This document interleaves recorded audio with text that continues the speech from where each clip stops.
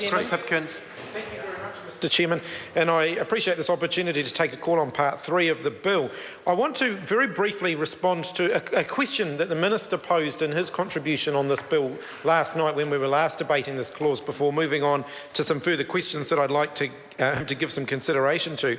And the question that he raised was whether, in fact, having elected health and safety representatives was the only way or the best way of achieving the objectives of this legislation. And he raised as an example toolbox meetings, and whether toolbox meetings could be a legitimate alternative. And I can say to him that I worked in the oil and gas industry before coming to work here at Parliament, and toolbox meetings were a regular part of working in that industry. And they worked, at least in part, because there was a designated person within each team responsible for health and safety matters. So it wasn't an either-or. In fact, the two things went hand in hand. And the health and safety person was usually someone different to the manager who was running the toolbox meetings, because it was the person who actually, if anything, went out of their way to identify the risks and the safety risks and bring them to the attention of the rest of the team.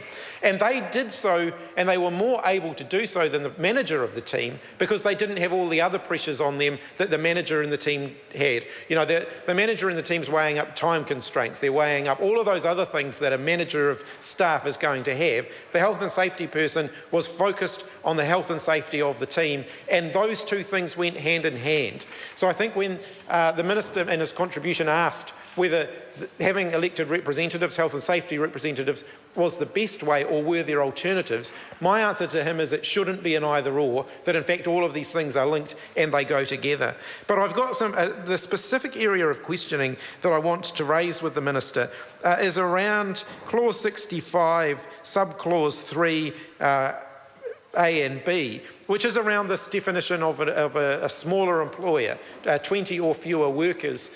And the question that I've got is, what can the government do, and what will the government do, to avoid a situation where large firms can get out of their health and safety obligations under this Act by creating a series of smaller firms to undertake particular contracts. So if we take, for example, the hypothetical example that I've been using along of, say, an engineering firm.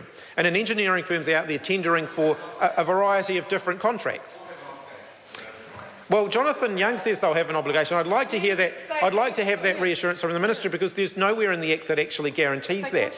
So what companies do, and we've got the Minister of Commerce in the chair, so he'll be familiar of this practice, because companies can use it to control some of their other commercial liabilities that they may have, whether it be, which I'm sure he could get into in great detail, but particularly I'm interested in their health and safety obligations in this particular instance. So, for example, a firm, let's call them ABC Engineering, is bidding for a variety of contracts. And they set up a subsidiary company for each of the contracts that they get. Now, they hire a separate workforce for each of the contracts. Now, one of the reasons they do that is because they then don't create ongoing employment obligations. So it's one way they get around some employment obligations they may otherwise have as well. They can create, but see, yes, one PCBU, but they're creating separate PCBUs, because it may not be the person. It may be an entity that is conducting this. And so I want to have an absolute assurance. Now, the Minister may well give us this reassurance that there will be a way that they can legally stop this from happening. But I've read these parts of the Act very carefully, and my reading of it is that there is not a way under this Act to stop a firm setting up a variety of subsidiary companies in order to get around the obligations that they have in this part of the Act. So if I continue through with my example, these aren't going to be one PCBU. In fact, they can be multiple. And the way companies structure themselves, they do this all the time for a variety of other legal obligations that they try and structure their affairs to get around, and sometimes with good reason. It's not an illegitimate practice, but sometimes there are very good legitimate reasons why they may do this. But I want to be sure that if somebody is employed by a subsidiary company for a particular project, and that they are only employed for that project, and then they may move potentially even to another subsidiary company within the same umbrella organisation, that just because those subsidiaries have fewer than 20 employees, that they are still going to be covered by this legislation. Because I've been reading it very carefully, and I've been getting some further advice, and I can't see anywhere in the legislation, in the bill, that actually guarantees that that is what is going to happen. So some reassurance from the Minister, Mr Chair. Chris Hipkins. Thank you very much. Some reassurance from the Minister on this issue I think is very important, because it's not a trivial matter. Because if in fact this loophole can be exploited, then the rest of the provisions of the bill become almost completely redundant, because almost any firm at that point can find a way of getting out of it, including a large firm in a high-risk industry. So that was the first question that I have for the Minister. The second question that I have for the Minister is around subcontracting arrangements. So this is different. This is not a question of the principal firm involved. It's a question of when they divide up their business and subcontract it out, will the obligations continue to apply to separate subcontractors? Because there are ways to get around this, because let's say a firm wins a large contract, again, we'll use that as the example, and the contract, they may subcontract a whole part of that contract to another firm, to a completely separate firm that has fewer than 20 employees, and this is very common in a whole range of industries, the construction industry and so on.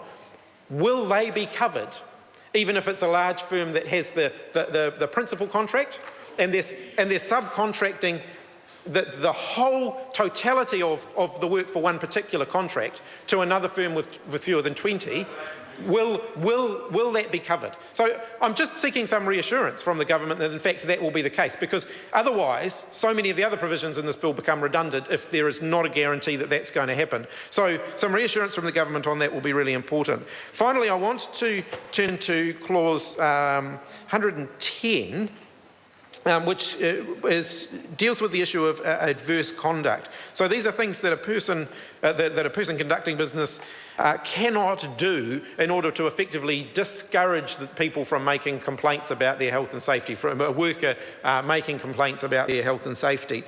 And the point that I would make about this is that these are all things at the extreme end.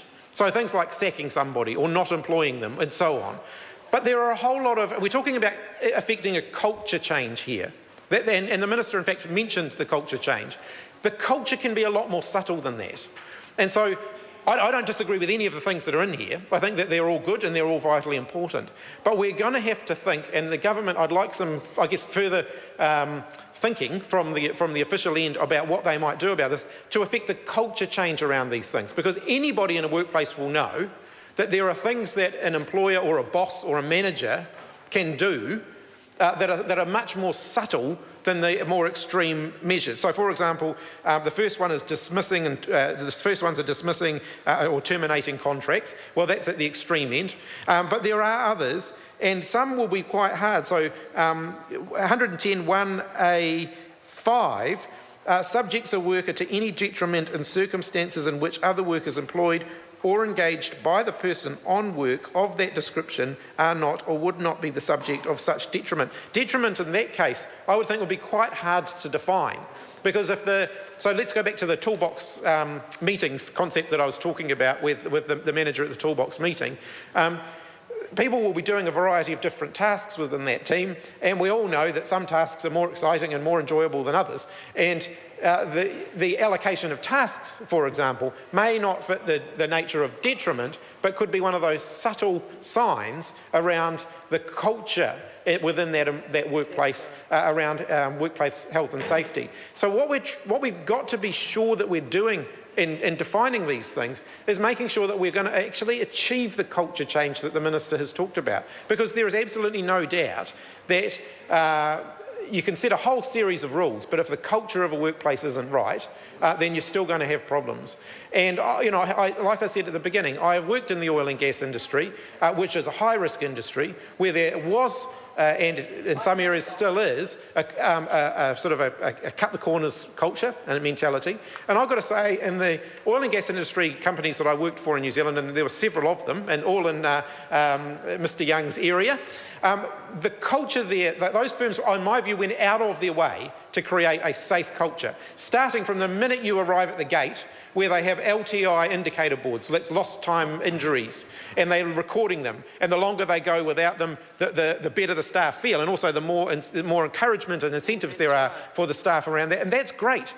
That's the sort of practice that we wanted to be encouraging, so that firms are taking this seriously. They take it so seriously, they put it right up there at the front gate. When you arrive, it says, you know, lost time injuries recorded and so on. So that's the culture we want to encourage.